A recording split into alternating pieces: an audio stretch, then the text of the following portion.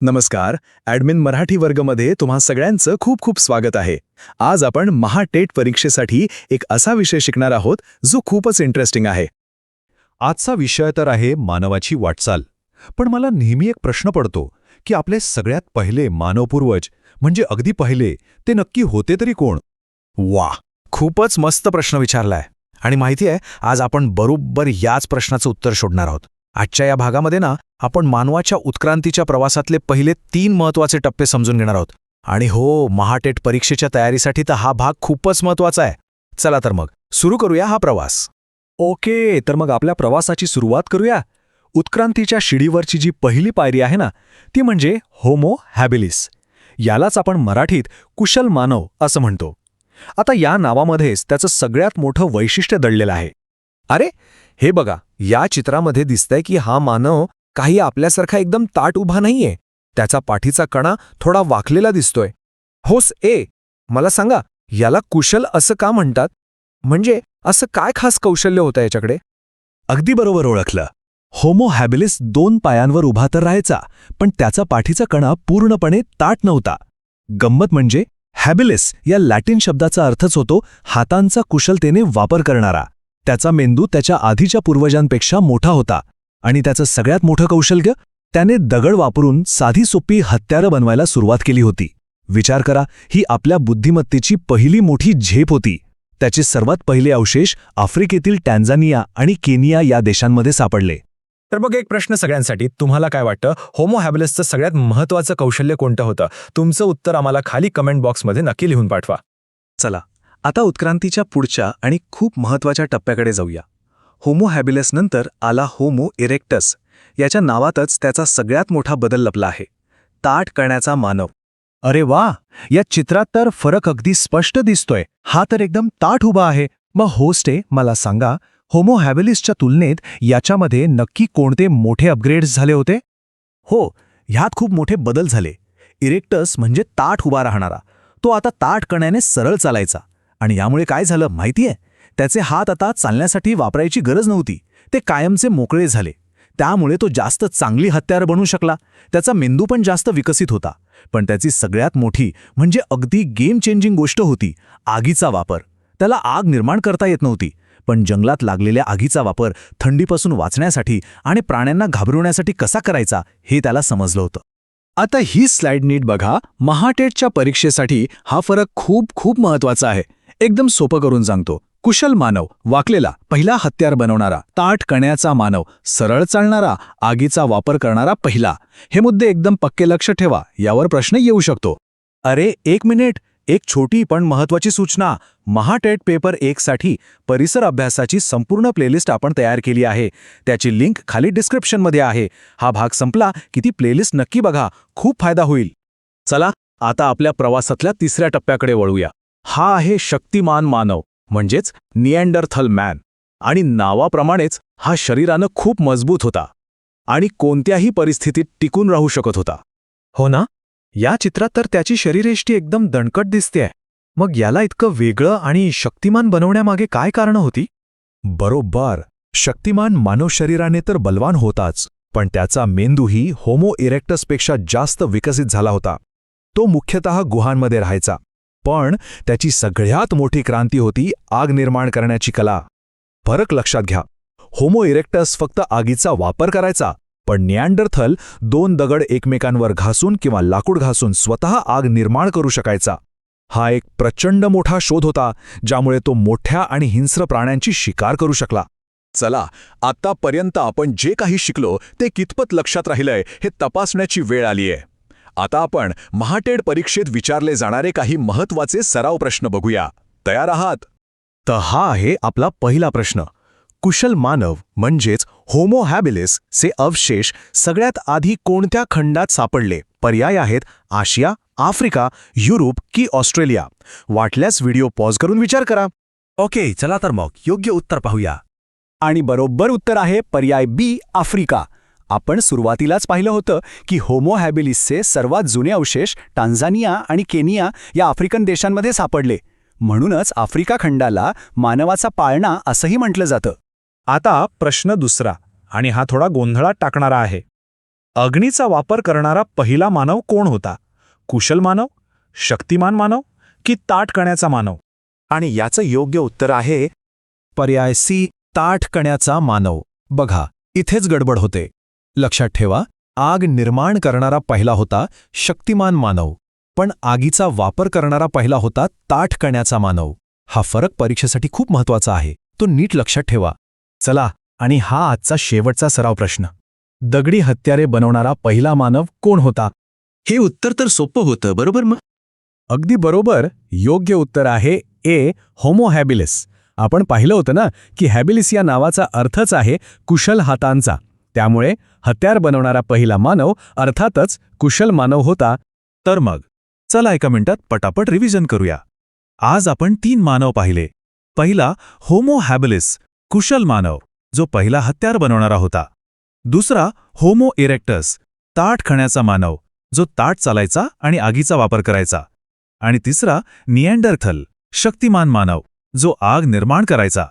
ऐका, आज आपण जे काही शिकलो त्याच्या सखोल अभ्यासासाठी खास PDF नोट्स आणि एक प्रॅक्टिस क्विज तयार केली आहे. त्या दोन्हींची लिंक खाली डिस्क्रिप्शनमध्ये दिली आहे. परीक्षेच्या तयारीसाठी ते नक्की वापरा.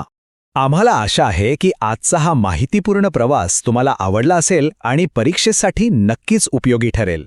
जर आमचा हा प्रयत्न आवडला असेल तर कृपया या माहितीला लाईक करा, आपल्या मित्रमैत्रिणींसोबत शेअर करा आणि हो, अशाच अभ्यासासाठी आमच्या मराठी वर्ग चॅनलला सबस्क्राईब करायला विसरू नका. पुढच्या भागात भेटूया. धन्यवाद.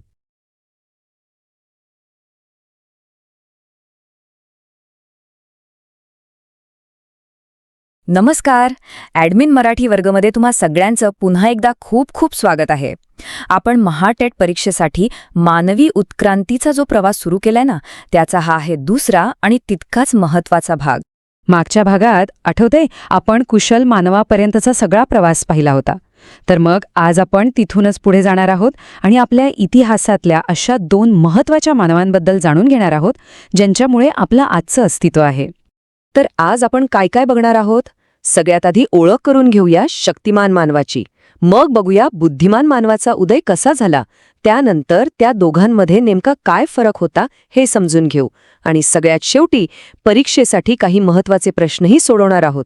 त्यामुळे शेवटपर्यंत लक्ष देऊन ऐका, कारण हे सगळं परीक्षेसाठी खूप महत्त्वाचं आहे. चला तर आपल्या प्रवासाला सुरुवात करूया पहिल्या टप्प्यापासून. शक्तिमान मानव, यालाच निएंडरथल मानव असंही म्हणतात. नावाप्रमाणेच हा शरीरानं प्रचंड शक्तिशाली होता, पण तरीही तो काळाच्या ओघात टिकू शकला नाही. का? तेच ते आपल्याला जाणून घ्यायचंय. हे बघा, असा दिसायचा शक्तिमान मानव, शरीरयष्टी एकदम धिप्पाड. त्याचे अवशेष आपल्याला आफ्रिका, आशिया आणि युरोप या 3 खंडांमध्ये सापडले आहेत. त्याची जी मजबूत शरीरयष्टी होती ना, ती त्यावेळच्या थंड आणि कठीण वातावरणात टिकून राहण्यासाठी अगदी परफेक्ट होती. आता गंमत बघा, हा माणूस फक्त शिकारच करायचा नाही, तर त्याच्या मनात मृत्यूबद्दलही काही कल्पना होत्या. कारण तो आपल्या माणसांना दफन करायचा. इतकंच नाही, तर त्या मृतदेहासोबत हत्यारं आणि प्राण्यांची शिंगं अशा वस्तूही पुरायचा. यावरून काय दिसतं? तर त्याला वाटायचं की मृत्यूनंतरही काहीतरी आहे. कमाल आहे ना? जरा विचार करा, मृत्यूनंतरच्या जीवनावर विश्वास ठेवण्याची ही पहिली पायरी असेल का? याबद्दल तुम्हाला काय वाटतं? आम्हाला खाली कमेंट बॉक्समध्ये नक्की सांगा. तुमच्या मतांमुळे ही चर्चा अजून रंजक होईल. शक्तिमान मानवानंतर उत्क्रांतीच्या पुढच्या टप्प्यात आला तो मानव, ज्याने अक्षरशः सगळं काही बदलून टाकलं. तो होता विचार करणारा मानव, म्हणजेच होमो सेपियन. आणि हो, हाच आपला थेट पूर्वज आहे. होमो सेपियन या लॅटिन नावाचा अर्थच आहे बुद्धिमान मानव. युरोपमध्ये सापडलेल्या त्याच्या अवशेषांवरून त्याला क्रो-मॅग्नन असंही म्हणतात. त्याच्या नावावरूनच कळतं की त्याची खरी ताकद होती ती म्हणजे त्याची बुद्धी. बुद्धिमान मानवाकडे सगळ्यात मोठं शस्त्र होतं, ते म्हणजे त्याचा विकसित मेंदू आणि बोलण्याची क्षमता. त्याचा जबडा आणि जीभ यांची रचना इतकी लवचिक होती की तो नाना प्रकारचे आवाज काढू शकत होता. आणि याचमुळे भाषेचा विकास झाला. त्याचं तंत्रज्ञानही सुधारलं. तो आता फक्त दगडाचीच नाही, तर हाडांपासून सुईसारखी लहान पण खूप उपयोगी हत्यार बनवू लागला होता. आणि बोलता यायला लागल्यामुळे काय झालं, तर तो आपले विचार, कल्पना, भावना सगळं काही एकमेकांना सांगू शकला. त्याने गुहांमध्ये चित्र काढायला सुरुवात केली. ही फक्त चित्र नव्हती, तर त्याच्या मनात काय चाललंय याचं ते प्रतिबिंब होतं. याचमुळे तो जास्त चांगल्या प्रकारे संघटित होऊ शकला. चला आता येऊया परीक्षेच्या दृष्टीने सगळ्यात महत्त्वाच्या भागाकडे. आपण शक्तिमान मानव आणि बुद्धिमान मानव यांची थेट तुलना करणार आहोत. हा जो तक्ता आहे ना, तो तुमच्या नोट्ससाठी खूप महत्त्वाचा ठरणार आहे, त्यामुळे नीट लक्ष द्या. या तक्त्यात अगदी स्पष्ट दिसतंय की खरा फरक होता तो बुद्धीत, संवादात आणि तंत्रज्ञानात. बुद्धिमान मानवाचा मेंदू जास्त प्रगत होता, तो स्पष्ट बोलू शकत होता आणि त्याची हत्यारं जास्त प्रभावी होती. आणि याच कारणांमुळे तो स्पर्धेत टिकला आणि शक्तिमान मानव मात्र मागे पडला. चला आत्तापर्यंत आपण जे काही शिकलो ते कितपत लक्षात राहिलंय हे तपासण्याची वेळ आलीय. हे प्रश्न MHAT-8च्या मागच्या परीक्षांमध्ये विचारले गेले आहेत, त्यामुळे तुम्हाला परीक्षेचा अंदाज येईल. तयार आहात? चला तर पहिला प्रश्न तुमच्या स्क्रीनवर आहे. असा कुठला महत्त्वाचा बदल झाला ज्यामुळे बुद्धिमान मानवाला इतरांपेक्षा संवादात जास्त फायदा झाला? थोडा विचार करा. हवं तर व्हिडिओ पॉज करून उत्तर आठवायचा प्रयत्न करा. ज्यांनी पूर्ण विकसित जबडा आणि लवचिक जीभ हे उत्तर दिलंय त्यांचं खूप खूप अभिनंदन. तुमचं उत्तर अगदी बरोबर आहे. खरं तर याच शारीरिक बदलामुळे तो वेगवेगळे आवाज काढून एकमेकांशी बोलू शकला. आणि यामुळे झालं काय, तर शिकार करणं, नवीन गोष्टी शिकणं किंवा धोक्याची सूचना देणं हे सगळं खूप सोपं झालं, जे त्याच्या जगण्यासाठी फार महत्त्वाचं होतं. पुढचा प्रश्न हा तर अगदी सोपा आहे, पण तितकाच महत्त्वाचा. सांगा बघू, होमो सॅपियन या शब्दाचा लॅटिन अर्थ काय आहे? अगदी बरोबर, होमो सेपियन म्हणजे विचार करणारा मानव किंवा बुद्धिमान मानव. त्याला हे नाव मिळालं ते त्याच्या विचार करण्याच्या क्षमतेमुळेच. तो फक्त जगत नव्हता, तर आजूबाजूच्या परिस्थितीचा विचार करून त्यात स्वतःसाठी बदल घडवत होता. आणि आता शेवटचा प्रश्न. शक्तिमान मानव इतका ताकदवान असूनही तो नामशेष का झाला? काय वाटतं, यामागे काय कारण असेल? याचं उत्तर आहे की तो बदलत्या पर्यावरणाशी जुळवून घेऊ शकला नाही आणि महत्त्वाचं म्हणजे बुद्धिमान मानवाच्या स्पर्धेत तो टिकू शकला नाही. बुद्धिमान मानव जास्त हुशार होता, तो जास्त संघटित होता. त्याची बोलण्याची क्षमता आणि प्रगत हत्यारं यामुळे त्याला अन्न मिळवणं आणि स्वतःचं रक्षण करणं सोपं गेलं. आणि याच स्पर्धेत बिचारा शक्तिमान मानव मागे पडला. तर मग आजच्या या भागातून आपल्याला काय शिकायला मिळालं? फक्त शारीरिक ताकद पुरेशी नसते. खरी ताकद असते बुद्धीत, संवाद साधण्यात आणि बदलत्या परिस्थितीशी जुळवून घेण्यात. हीच माणसाच्या यशाची खरी गुरुकिल्ली आहे.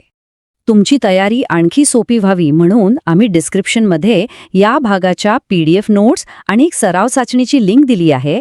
ती नक्की डाउनलोड करा आणि सोडवा. हा भाग आवडला असेल तर लाईक नक्की करा, आपल्या मित्रमैत्रिणींसोबत शेअर करा आणि हो, मराठी वर्ग चॅनलला सबस्क्राईब केलं नसेल तर लगेच करा. भेटूया पुढच्या भागात.